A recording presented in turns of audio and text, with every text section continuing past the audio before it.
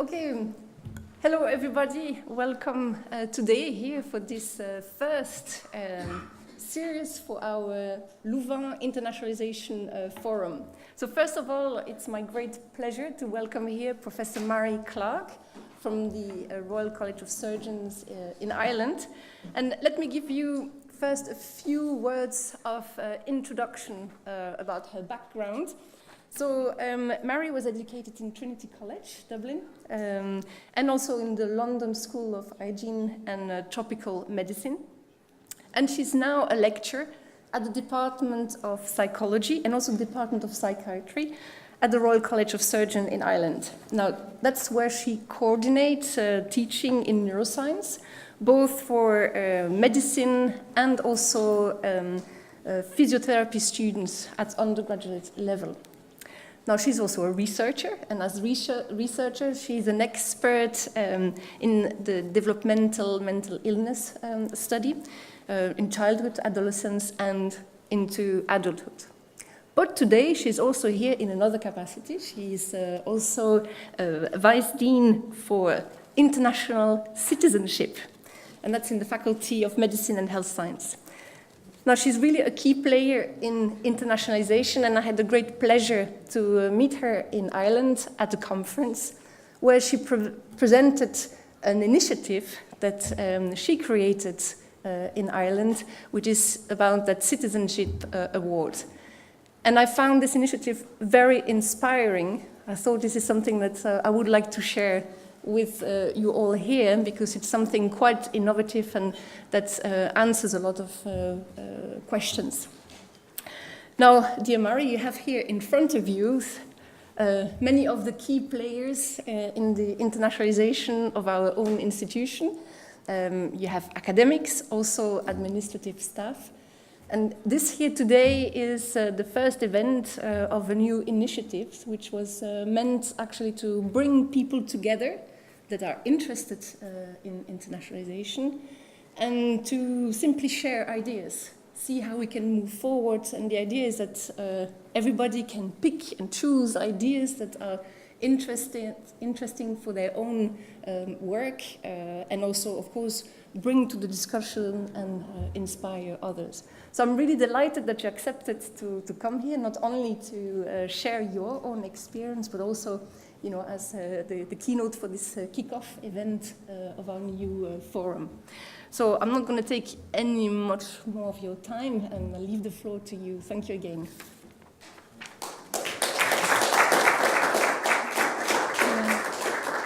Thank you very much for that nice introduction, and it's a pleasure to be here in your great university and your lovely town, and it's wonderful to be here on such a lovely sunny day and see all your wonderful students interacting in such wonderful ways outside. So first of all, I'm going to talk just a little bit about the context in which we operate in terms of international higher education.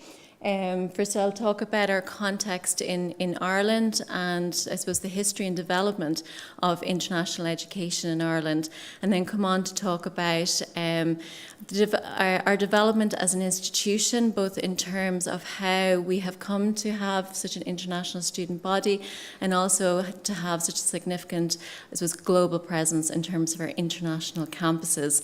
And then I'll go on to talk in terms of more specific information around how we actually try to internationalize both our informal curriculum, our formal curriculum, and more recently what we call our hidden curriculum, or the way we do things in our institution. I'll then talk a little bit about what we see as both the challenges and the benefits of international education, of both of which there are many, and just end on that.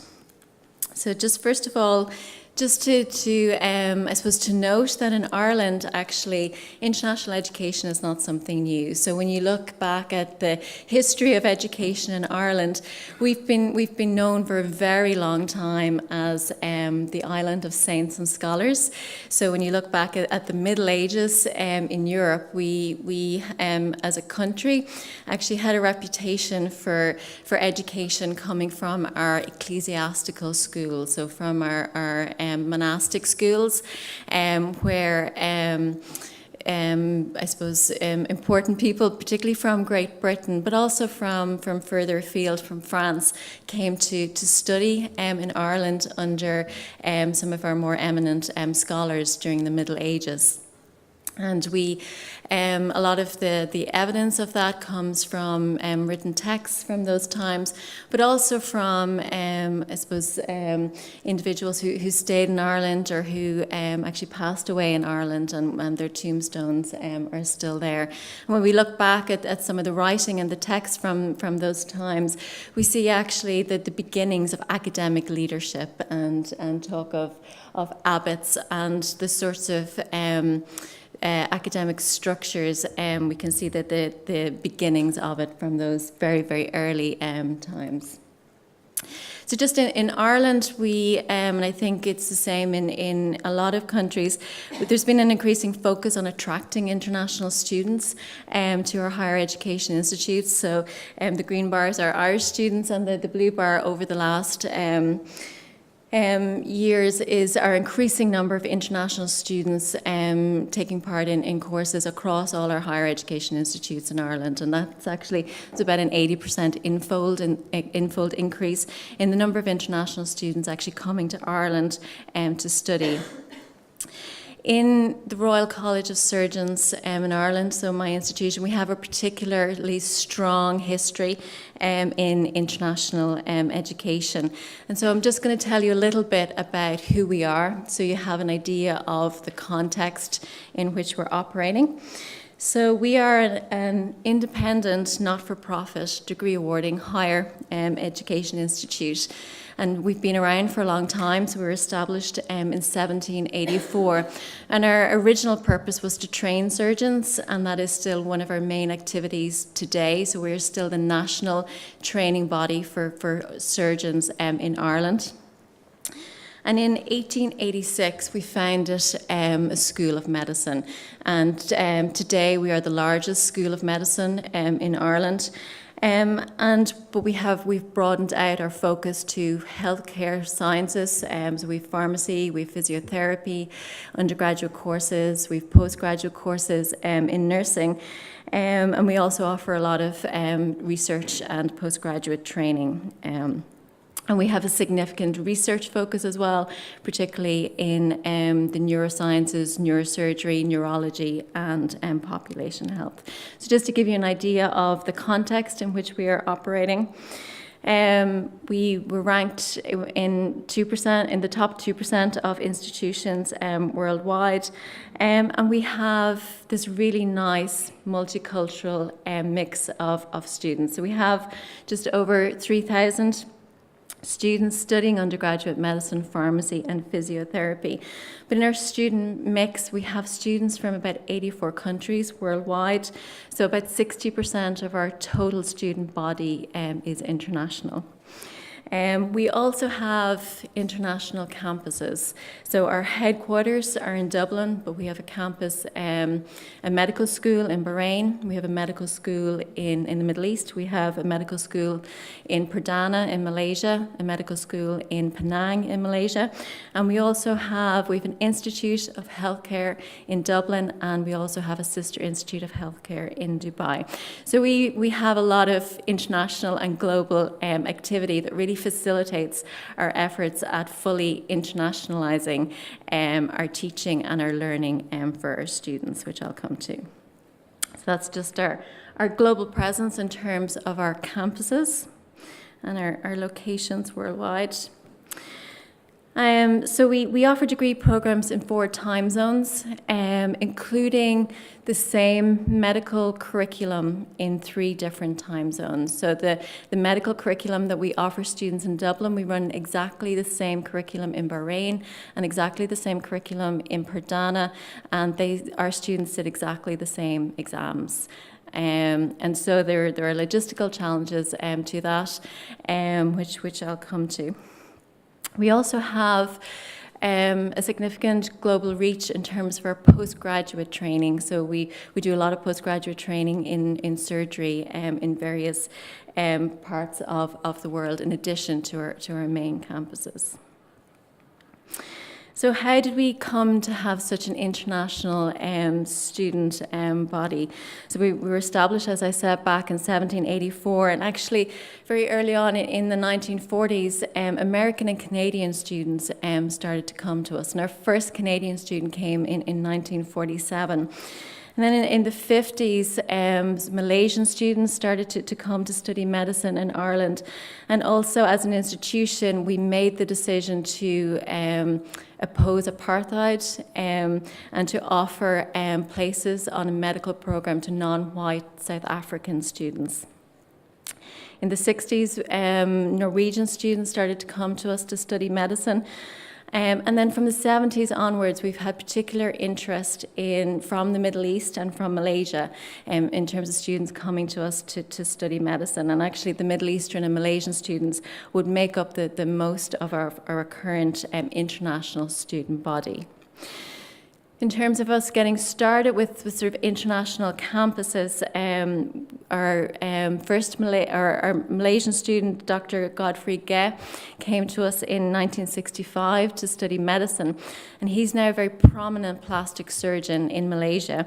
And he was really the catalyst for the development of our first international campus in Penang, in Malaysia. And then also other, I suppose, notable events was our South African students coming during apartheid and our first Canadian student. So it just gives you an idea. I suppose the profile of our international students has changed over the years. So in the 60s and 70s, this is mainly where our students would have come from, so all over the world. So literally from various different places. Whereas today our students mainly come from, so in terms of our alumni, mainly come from North America, from the Middle East and from Malaysia. So it's sort of a changing profile of international students over time. And because our student body is so international at undergraduate level, it means that our alumni, our graduates, are not going to stay in Ireland to work. The vast majority of them are going to go to all different parts of the world. And that's actually a really nice, enriching experience for us, because it means that we have alumni all over the world who can act as a network of mentors for our current students. And we have different ways, I suppose, of maximizing and trying to engage our alumni in terms of our education of our current students, and trying to keep our alumni engaged to actually actively act as mentors to our current students.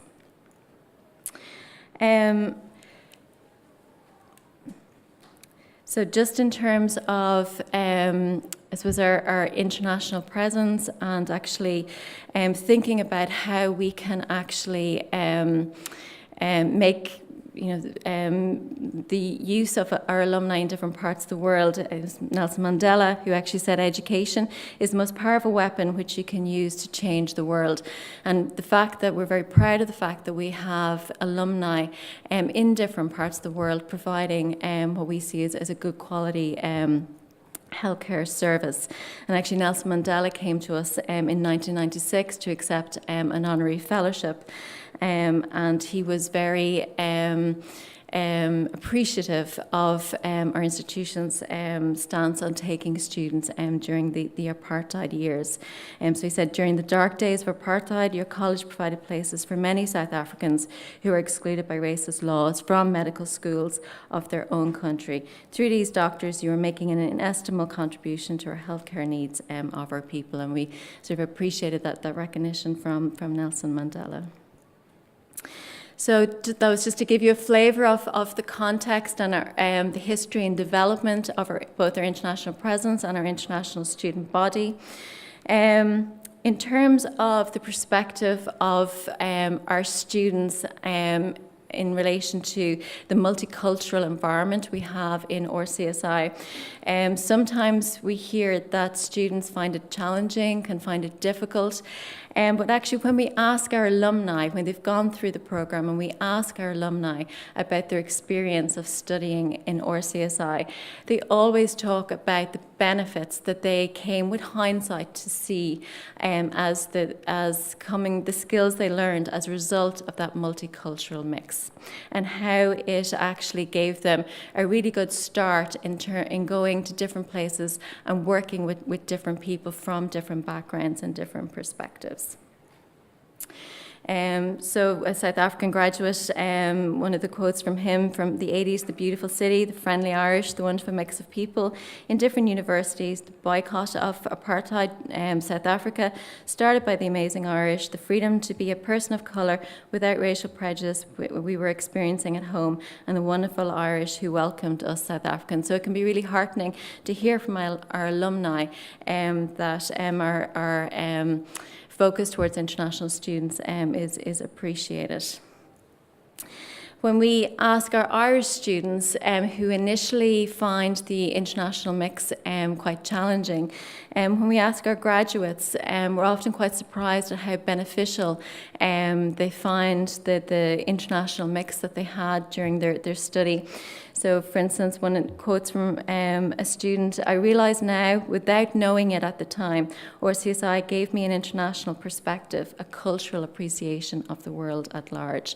And it's this sort of learning and this sort of implicit skills related to intercultural awareness, intercultural competence, having an intercultural and international outlook that we're increasingly trying to make explicit, both for our students and our staff, because we're increasingly aware that it's only through making it very, very explicit that people, that our students and our staff fully reflect on it and fully benefit from our intercultural and international focus.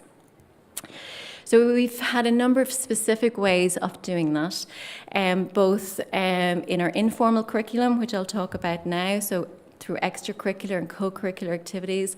I'll come on to talk about our efforts within the curriculum and also our efforts in additional kind of hidden curricular activities. So this is our RCSI International Citizenship Award. It's the initiative I spoke about in Dublin that Professor Samson mentioned. And it's a relatively recent initiative where we have decided to make it very explicit that we value the skills of cultural competence that our students are learning, and that we want to make it clear to our students that being culturally competent, being interculturally aware, and also having additional interpersonal skills and attributes will actually make our students better doctors, better physiotherapists, better pharmacists. So we have a formal definition of what it is to be an RCSI international citizen, and that's a graduate who demonstrates the skills and knowledge necessary to work more effectively in the diverse world of health and healthcare, and displays an understanding of the complexity of the public, patient, and professional perspectives involved in an increasingly globalized environment.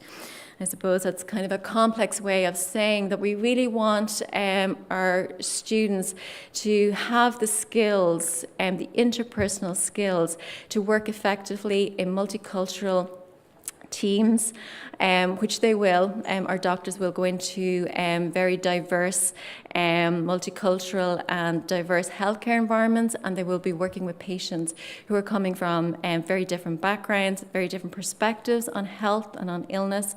And we want our doctors and our other healthcare providers and leaders to be confident that they have the skills to both communicate effectively and to treat patients effectively. So the question was, how would we actually go about doing this, making sure that it was actually kind of skill-based as opposed to our students just having knowledge around culture but not actually demonstrating skills and competencies. So when we looked at our student body and what they were doing, we realised that a vast majority of our students were actually very civically engaged. A lot of our students were getting involved in extracurricular activities through student societies, through volunteering, through education initiatives, through peer-led teaching, which they were contributing both to life within our institution and also to the local community. And they weren't really getting any recognition for those sorts of activities. Plus, they were also learning skills around leadership, around teamwork, around problem solving, around communication through those activities that we weren't acknowledging, weren't making explicit, and also that our students weren't fully, aware themselves that they were implicitly learning these skills.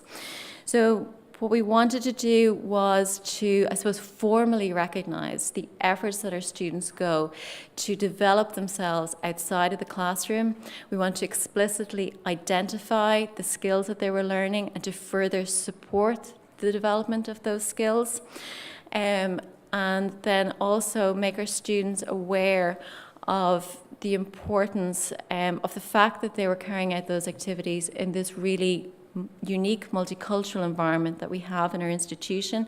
And so they were implicitly learning the skills of cultural competence or intercultural awareness and communication. But we wanted to make that very explicit and further support it. So really the core of our International Citizenship Award is combining extracurricular activity with reflective learning and reflective practice, where we get our students to specifically identify the skills that they are learning in their extracurricular activities and to reflect on them and to reflect over time on the evolution and on development of those skills. This is our International Citizen Award students from last year. And really the cornerstone of the award is the fact that our students engage over a 2-year period with an online portfolio, where our students have to actively reflect and think about the skills they're developing. And we have to see longitudinal development of those skills and evidence of those skills. And we have a team of staff mentors who mentor the students and provide them with feedback and guidance around the development of their skills. So that's just one of the initiatives that we're doing in terms of the informal curriculum to try and get students thinking about the importance of having an international outlook, the importance of developing the additional skills that they will need if they have a career internationally. So one of the quotes from a recent International Citizenship Award student, so the award helped me value my classmates, professors and patients in unimaginable ways, being given the tools to thoughtfully reflect on how our biases, cultures and family upbringings affect our interactions means I'm now equipped to manage any situation with grace and poise. I'm grateful to RCSI for allowing me to grow, make mistakes and learn in an accepting, culturally diverse environment. Another initiative in terms of our informal curriculum is that we have devised in-house, so our HR, Human Resources Department, have developed an online cultural competence training tool for staff and for students. And so we it's a 40-minute online training tool. It's available through Moodle. We make it mandatory for new staff and students and highly recommend it for current staff. And it ensures that at least our new staff and students have some sort of common baseline around cultural awareness, and it flags the fact from the very start in our institution that this is something that is important and that we value enough to actually make it mandatory that you have to do this. We've also started a lecture series on appreciating culture, and this is where we invite national and international speakers, but twice a semester, to come and speak to students and to staff around themes and research and other topics of interest.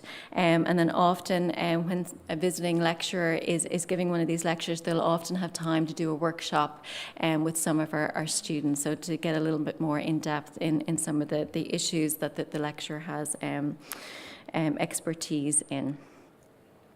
So it's just some examples of some recent initiatives that we're doing in the informal curriculum around trying to get both our students and our staff thinking about the importance of intercultural competence, but also additional personal skills and attributes that our students will need in the real world. When it comes to the curriculum, our curriculum development is an ongoing process. We're currently in the School of Medicine undergoing a very significant curriculum revision and development. Our current curriculum has over the years evolved to include, I suppose, topics with a more international focus. So for instance, in medicine, we include tropical medicine, there's international population health. Because we run the same medical program on 3 international sites, it means that we do have input to our curriculum from international colleagues. So even though the same basic lecture is given in Dublin, it's given in Bahrain, it's given in Pradana, the examples that we use to highlight some of the that we use to highlight some of the points that we're making, they change based on the local context. And we're also very, I suppose, aware of always highlighting international differences in the topics that we are talking about. So we try to not have a very narrow focus on the curriculum. We try to think about it in terms of more internationally and what's relevant for a very international student body. We have an international education forum for all our staff every year in June, where we bring our international staff and our Irish staff together, and we discuss our curriculum and we discuss how we can best provide the same curriculum that meets the needs for all of our international students. In terms of our new curriculum and the kinds of focus that we are trying to put on it in terms of actually fully internationalizing our curriculum, we're very much guided by experts in the area, such as Betty Leisk and her excellent work around how do you actually fully, properly internationalize the curriculum. And when you look at what Professor Leisk calls internationalizing the curriculum, she talks about the incorporation of international, intercultural and or global dimensions into the content of the curriculum, as well as the learning outcomes, assessment tasks, teaching methods and support services of a program of study. And so in our new revised curriculum, our newly revised medical graduate profile, for instance, actually has a pillar, sort of an overarching theme called Global Practitioner that's added to all the other themes that we expect or areas of competency that we expect our graduates to have. And under that, we have outlined at a graduate level profile the kinds of intercultural, social, interpersonal, teamwork and communication skills that we expect a medical graduate to have and to have shown evidence of. And then we sort of drill down through the curriculum from the medical graduate program to our program level learning outcomes, to our lecture learning outcomes, to our more activity group-based learning outcomes, making sure that those skills and competencies are highlighted and tracked throughout the curriculum, so we can point to where exactly within the curriculum that we emphasize the importance of intercultural skills, the importance of global dimensions in the themes that our students are studying. But Elisk also talks about the importance of knowing, doing and being, and that's something that we very much focus on. So we're no longer just focused on knowledge. So knowledge now is so easy to acquire. All our students, they just have to Google something to know something. There's no longer any real need for just providing knowledge to our students. If our students know how to find really good evidence-based knowledge, if they have those skills, then they can easily find knowledge. So it's really about, I think, developing our students with the skills and competencies and mindset that they will need to work in a rapidly changing environment.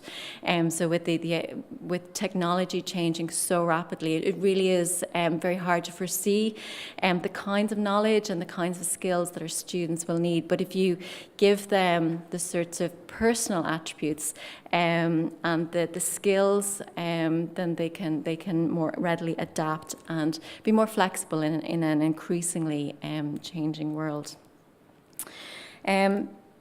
Just to mention the hidden curriculum. So experts in internationalization, including Professor Leisk and others, while they talk about the formal curriculum, the informal curriculum, they also talk about the hidden curriculum and the importance of the hidden curriculum. So we all have our own organizational culture, our own way of doing things. So this is the way that things are done here.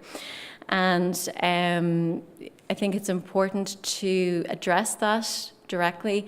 And so we have made very, I suppose, concrete steps towards thinking about what is it that our hidden curriculum actually says to our students. Are all students treated equally? Do all students, regardless of where they come from, or regardless of any sort of maybe personal attribute or any aspect of difference, do they feel equally treated and do they feel equally welcome? And are we providing the same standard and level of resources to all our students, regardless of any sort of difference? And so we've actually founded an equality, diversity and inclusion unit. That unit has 3 full-time members of staff, and they have actively reviewed all our human resources policies, and we have, on foot of that, made significant changes, both to policy but also practice, to ensure that equality, diversity, inclusion, and respect for everybody is very much embedded into everything we do.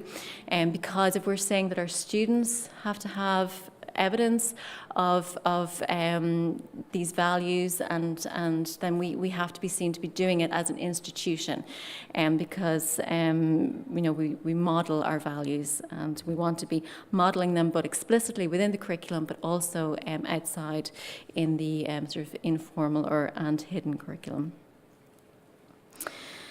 Just to talk about a little bit about the complexities of our international education institution and how tricky it can be, and in terms of what we do to facilitate operating across different time zones and different continents.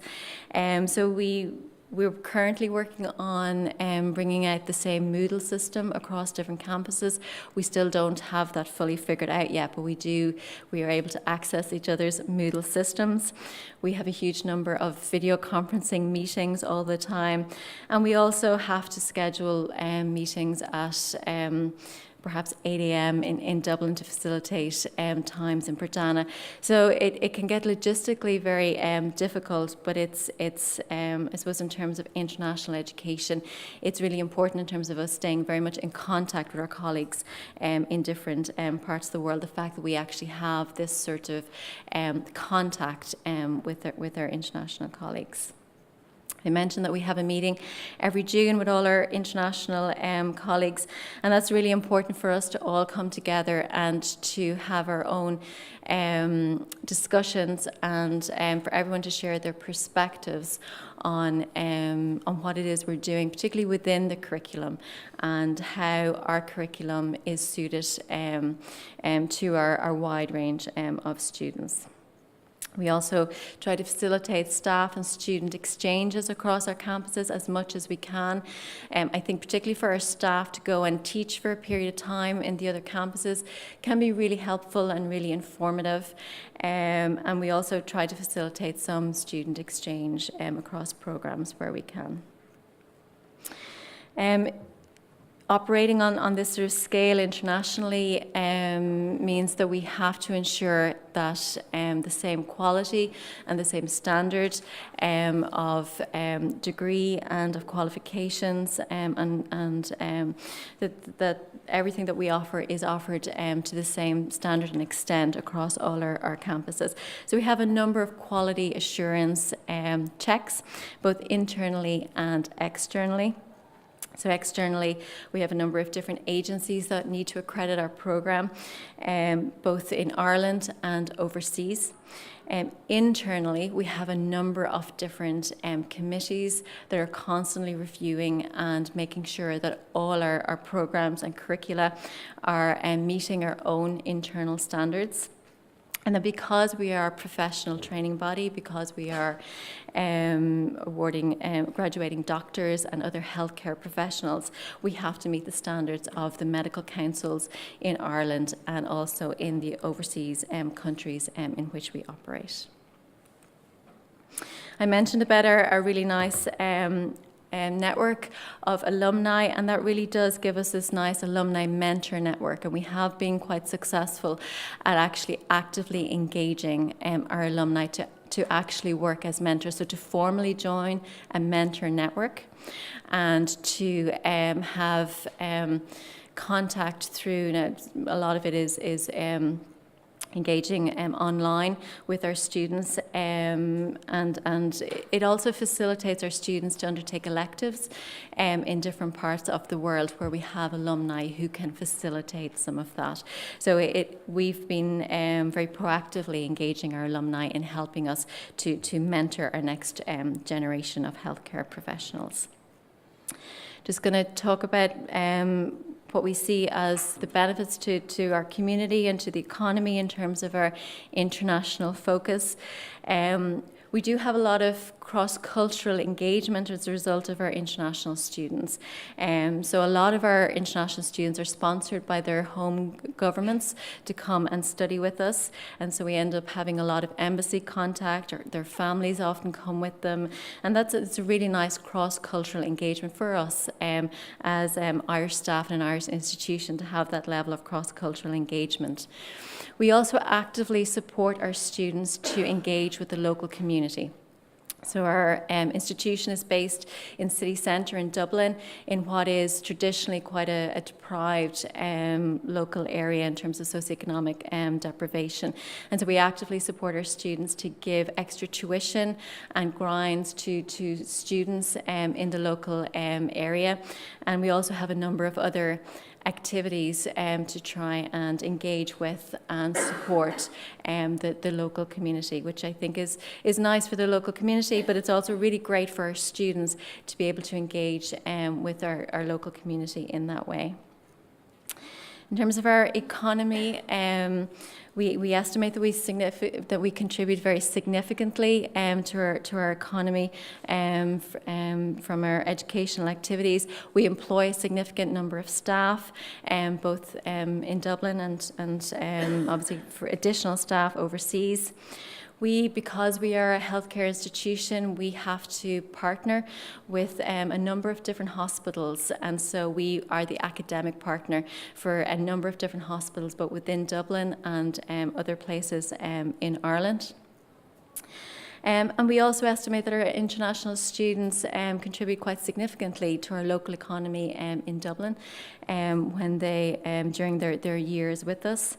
And then we also facilitate partnerships with other academic institutions in Ireland through different programs. So IT Tralee, that's a technical college, a third level technical college in the south of Ireland, and some of our students who We get interest from students who may not have all the basic science requirements to study medicine.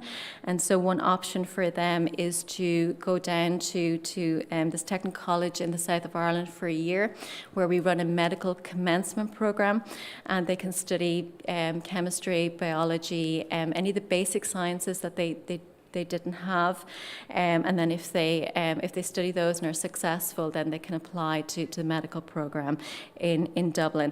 It also gives students who are wishing to come to study medicine for a significant period of time in Dublin, it gives them a year where they're not actually in the medical programme to sort of study and acclimatise to being in Ireland, and that's quite a sort of a nice programme where we have a number of staff who take really good care of our students down in the south of Ireland. International education can also be fun.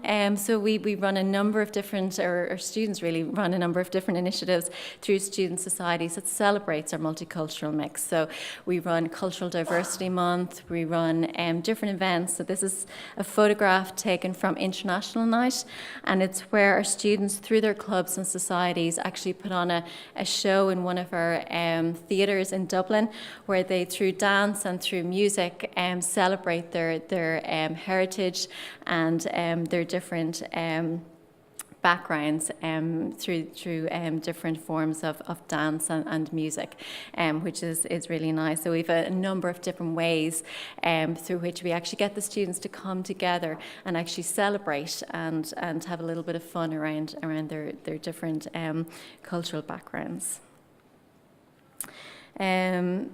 So just in terms of, I suppose, in our context in Ireland and our Ireland as an international education destination, I know it differs, but we, I suppose, see ourselves as having a number of assets in terms of being a destination for international students. We do have a reputation for education. We have a reputation for being friendly and welcoming. But there are also very significant challenges to working in this space. We are a single faculty institution, and so it can be difficult.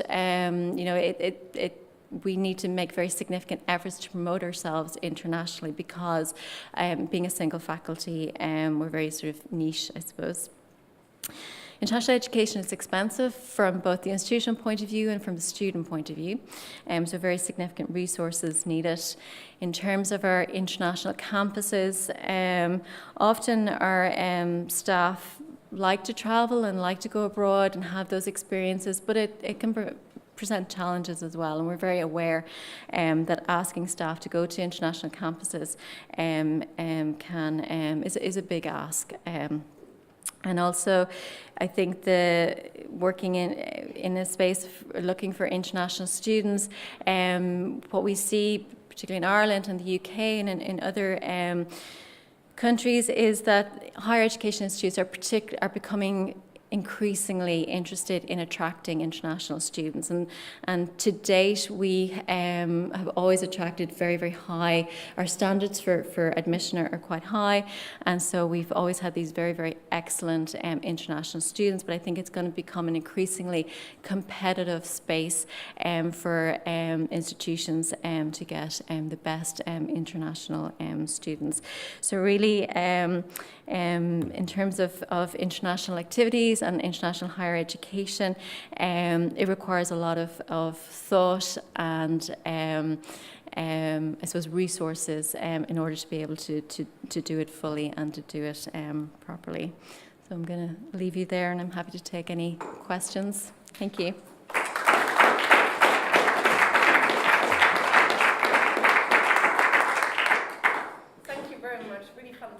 Overview of all the initiatives, and I found it as inspiring as part of the talk I had already heard. It remains to me very thought-provoking, so I'm sure there might be some questions in the audience. We'll take the microphone as well to move around. I don't know if someone wants already to start. Otherwise, I wanted to, just as a starting question, ask how was the attitude of the staff? How did it all start to get so proactive in putting into place all those more explicit initiatives around internationalization? Yeah. were there some barriers within the institution? How did you overcome them, or was it just evident to anyone, you know, that this was the step to go forward? So I think we had leadership on this from senior management, so from the very top. So our dean of the Faculty of Medicine and Health Sciences very much would support our initiatives and seem to be leading them. And so I think when you have a very strong vision being articulated very strongly from senior leaders, then that tends to bring people with them. And so both our CEO and our dean are very good at sort of creating a collaborative vision and bringing people with them and explaining to our staff the importance and the benefits. So these initiatives have benefits both for our institution, for our students, but also for our staff as well. So I think it's about clearly articulating a vision to staff so that they understand that they're part of something that will eventually make a difference, hopefully. Thank you. Are there some questions? I still have someone, so I can continue. Oh, there. Hello. Go ahead. Yeah. You have Okay, thank you very much for sharing your thoughts on your experience in Dublin. I had actually two questions. I'll let you pick the one you want because I don't want to monopolize everything. You've mentioned an inclusion unit. Yes. With four full-time person working there. 3. Yes, Yeah. and I was wondering actually what was their background, because their task must be to make sure that there is this international and cross-cultural approach that's kind of challenging, and I was wondering how was this inclusion unit working within your institution? That was one question. And then the other was about, which I think is a great initiative, the Citizenship Award for the students based on extracurricular activities. But I was wondering, how do you measure the skills? I'll let you decide which one you want. I can answer both of those.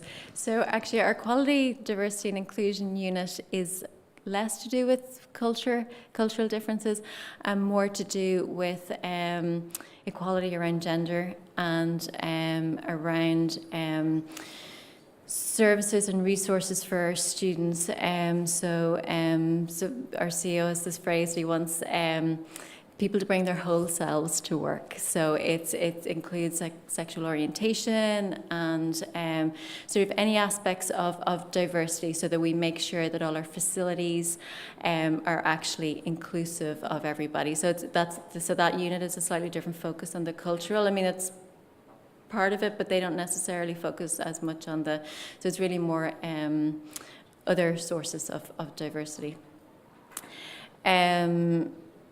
The assessment of the skills in relation to the International Citizenship Award, that is based around an e-portfolio. So we have our students, we have a certain number of hours of extracurricular activities that our students have to do to be eligible for the award within a 2-year period. And it's broken down into, we have different streams of activity, and our students have to do 15 hours in 3 different streams. So education, so like peer-led teaching or some sort of tutoring, maybe getting involved in student publications, getting involved in RCSI Life, so clubs and societies. They might do some overseas challenges, some extracurricular research. So there's a number of different streams. And they have to catalogue their activities in an online portfolio, and they have to match their activities with the specific skills that they think they are developing as a result of those activities. And they have to carry out reflections prospectively as they go, reflecting on the development of their skills. We have mentors, paired, teamed with small groups who sort of give them feedback on their reflections, and they're supposed to critically reflect, so not just describing lots of stuff they've done. They really have to think about what exactly it is they're learning and how that will make them better doctors, better pharmacists, better physiotherapists. They also have to think about the cultural piece and how the multicultural environment present challenges for them and give specific instances and how they overcame, if they overcame them, or if they were to do it again, what they would do differently. So they write those mini reflections throughout the 2-year period, and then at the end they bring it together in a kind of bigger reflective piece where they have to align it with sort of healthcare and the importance of these skills in healthcare. And then we have an International Citizenship Award Programme Board that reviews the portfolios and the interactions with the mentor. The mentor gives us some feedback and either approves the students for the award or not in some cases. Is that? Yeah. Thank you. So there's a lot more detail on that I didn't go into, but yeah. Thank you for your conference. Very, very interesting and very challenging. And sorry for my English, very, very Frenchly. I have two comments. Like Nelson Mandela for education, I think curriculum is a very powerful weapon to internationalization and to develop intercultural learning outcomes. But I have two questions about that. First, it's a question of means. I think it's not only a question of learning outcomes, but also a question of methods, teaching methods, evaluation methods. International students who are coming here say that it's not easy to adapt the practice in function of methods and practice of evaluation, very different in English countries, in the French countries, etc.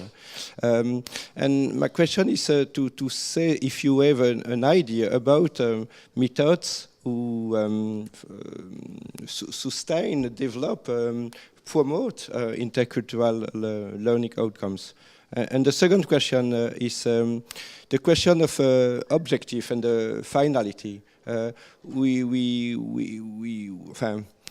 develop learning outcomes eventually to attract new students or to develop competencies for students, home students. And it seems it's not the same in terms of content, of practice, in language to use. It's important for me to define first what is the objective of internationalization. It's for home students or for new students. It's not the same. Okay, so your first one just about the assessment. Are there assessments that we can do that promote intercultural learning? So we do a lot of teamwork, not a lot, but some teamwork in different areas. For instance, so we have a school of pharmacy. They do a lot of teamwork. In the School of Medicine, we do less teamwork, but still probably more than in other institutions. And we always make sure that our teams are culturally mixed and balanced. So we sort of proactively do that. And we also make sure that teams for various activities that are part of the standard curriculum are balanced culturally. So our anatomy practicals are so where our students are doing teamwork around anatomy and we make sure they're so at least our students are at least interacting on a daily basis with others from different backgrounds. As part of team working in so for instance I mentioned tropical medicine. That's one particular area of study where they have teamwork and they get the students to actively reflect on working in the team and they have to they do all sorts of things around peer marking where the students or proportion of the marks is down to peers actually marking you. So I think team working is one area which you can promote intercultural differences. We do some flipped classrooms. I don't know if that's something you do here. And again, some of those smaller groups. So basically the smaller group teaching is where we make sure that there is an intercultural mix in the students who are interacting with each other. What we have found as we have gotten larger and as our classes have gotten larger, that we have a larger number of students from the same countries and the same areas, that they tend to actually mix less. To mix groups work.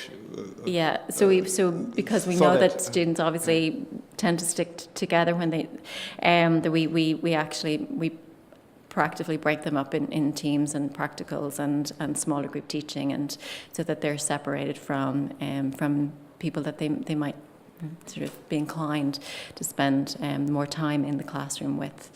So it's sort of, and then there are certain places we get them to reflect on that and think about that, what they're learning.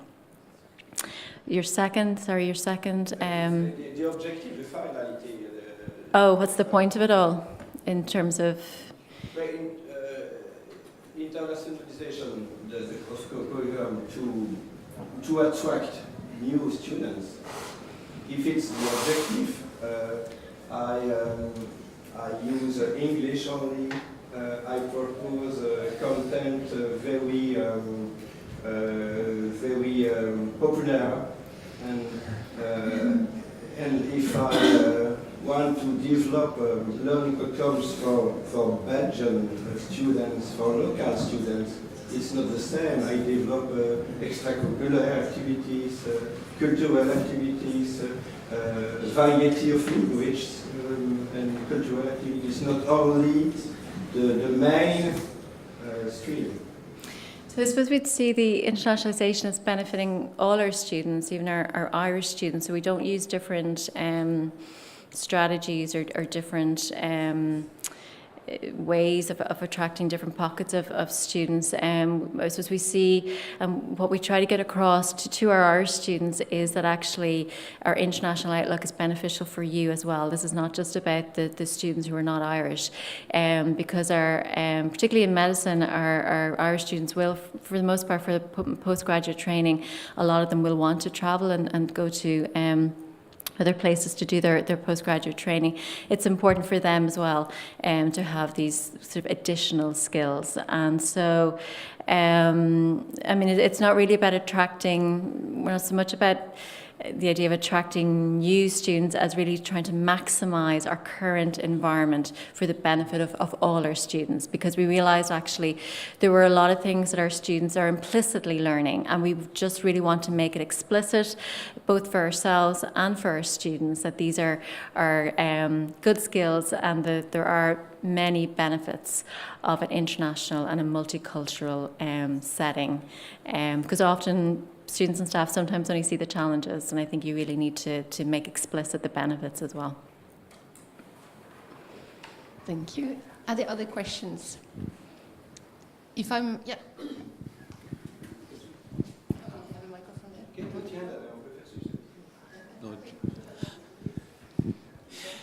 Yes, thank you again for your very interesting presentation. Now, one question regarding the administrative staff of your institution. Did your institution invest specific efforts in developing the intercultural skills of the administrative staff, who has to deal with the more and more international population and more international academic staff? Or was it just a natural process because you have a very long international story?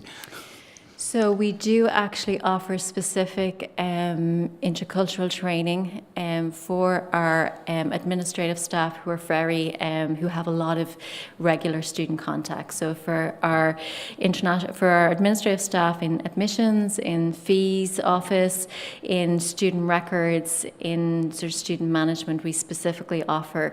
It's not mandatory, but we offer every year for existing staff, and we have an external agency that comes in and provides cultural training for those staff members. So that is available to them, but we don't monitor that, so it's not mandatory. As part of our International Citizenship Award, we have mentors, and we have actually widened out the recruitment of our mentors to non-academic staff. And it's a way of us upscaling. We never have enough mentors. All our academic staff are too busy they've too much on their plate. You ask them to do another thing, and it's another, because they're already, you know, heavy teaching loads, heavy research loads. And so we actually had a very enthusiastic response from our non-academic staff. So it's our technical staff, our support staff, our administrative staff in becoming mentors on the programme. In order to do that, we've had to provide training for our mentors. So we provide every year 2 half days of training. And we provide training for the staff in reflective practice, in cultural competence, in being a mentor. So our Human Resources Department does a session on what it is to be a mentor. And so we have found that to be quite effective. And in terms of who from our non-academic staff becomes mentor, we go through our heads of department and we ask our heads of department to nominate members of non-academic staff, so that's I suppose our heads of department might know who might be suitable for that role. And we also, I suppose, make it part of what we call professional development. So all of our staff have a professional development review with their head of department every year. And this will be something that our heads of department bring up with staff as something that might be developmental for the staff member if appropriate. And last question, is your administrative staff very international? At least in Dublin? Very. International? No. So our student body, so that is something we're aware of. Our student body is very international.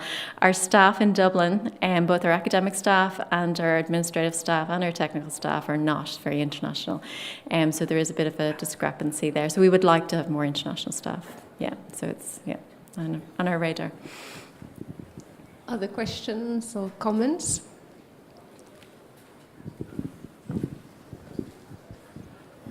Yes, thank you very much for your lecture. I have a question. How your own society is judging the internationalization of your university, or are accepting the different people who are treated by international people, and what is the effect of your work on the local communities in Ireland? Sorry, so just what is the effect of? But I have the idea that university has also a local history, and the fact that you are internationalizing your own education program, maybe, I don't know if it can affect the perception of the Irish citizen about the stranger. Oh, is it having a bigger impact? Maybe a better acceptance due your own action. I don't know. This is more generally citizens, people in town in Dublin. I mean, I think that would be probably a stretch to say that we're impacting on.